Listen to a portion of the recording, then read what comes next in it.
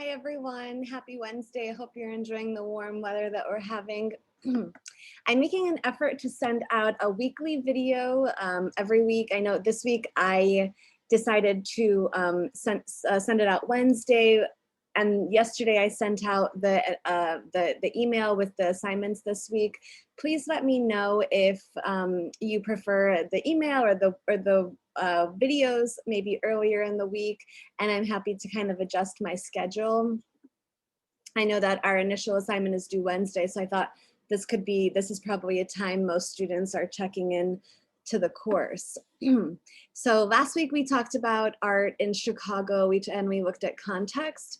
I noticed that the group that talked about the Johnson's folded map project got really involved in it and asked some really complex questions about the state of housing in Chicago. That group was Irvi, Giselle, Jillian, Julieta, Camille, Karen, and Kayla. So thank you all for your comments, and thank you to everyone else who engaged with their works of art. I know each one was different and kind of had its own unique, different context. And also thank you for all the comments between discussions. That was really great to see. A couple of tips I want to suggest for everyone moving forward when you're writing about art.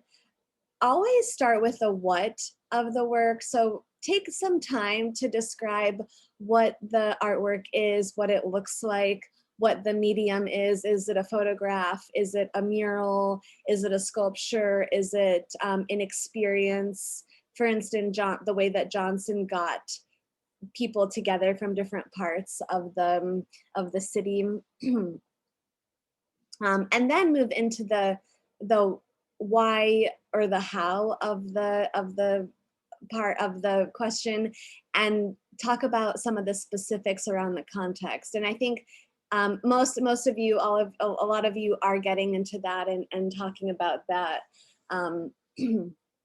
Something to remember as I was reading your comments, and even I found myself starting to ask some of these big questions about, why is Chicago segregated, or how is, some of the nuts and bolts, like why is money distributed differently throughout the city.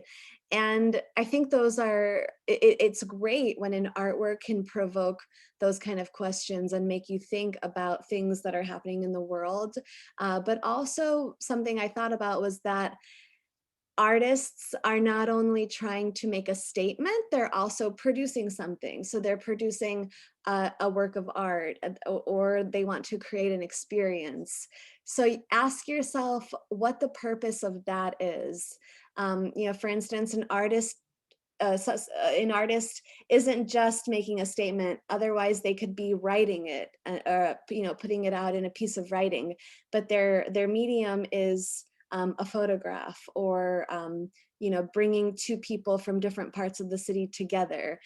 So ask yourself, what is the purpose? What is the meaning of that experience?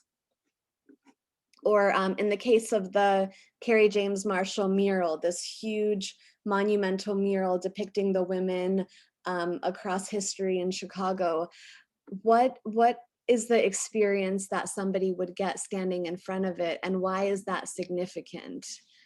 Why would the artist spend countless hours carefully painting their portraits for people to kind of come and look at it?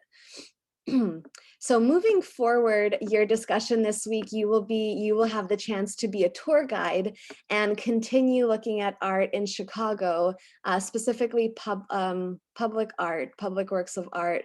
So you'll be, I'll ask you to continue to be specific about what you see, and imagine also what it feels like to be standing in front of the work.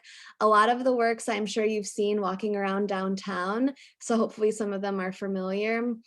Be sure to also describe the story behind the artist and the work to help viewers gain a personal connection to it.